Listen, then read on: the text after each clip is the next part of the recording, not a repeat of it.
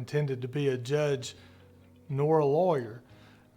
I came out of high school planning on being a veterinarian and went to college, and while I was there decided, after working at a vet's office a little bit, that maybe I should just go to medical school. And so my plan was to go to medical school, but I ended up involved in ROTC and being commissioned into the Army, and so I was going to make the Army my career until they had the massive drawdowns after Desert Storm in the Army. And so I got out of the Army. My dad was running for Congress, and I worked for him for a little while and was trying to figure out what I was going to do. And met my wife and decided that I better get a real job if I was going to impress this young lady. So I applied to law school, got accepted, went to law school, and began that journey in the law. And eventually became district attorney and thought that was going to be my career.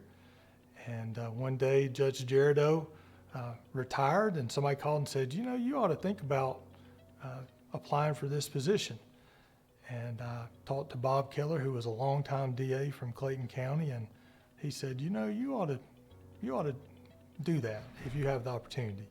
And so I put my name in for that position, was appointed, and I've been on the bench ever since. So I think sometimes, despite your best efforts, God puts you where you're supposed to be. Well, presiding over accountability courts is most definitely the best thing that I do. I have an accountability court in Hall County and also one in Dawson County, and the opportunity to see people succeed and to be a cheerleader is a great thing. You know, we spend so much of our time as judges pounding on people and telling them what they've done wrong and doling out punishment. Being able to be in an accountability court where you see people succeed and you can recognize those successes is very rewarding.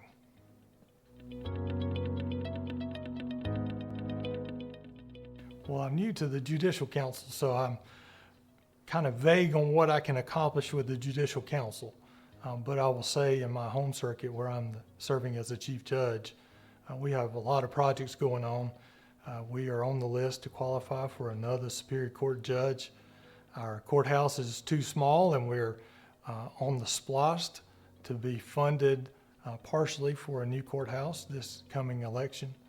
And so those are some of the things that are taking my attention. I'd really like to see us be able to have a new courthouse coming out of the ground and another judge to sit in that courthouse in Superior Court.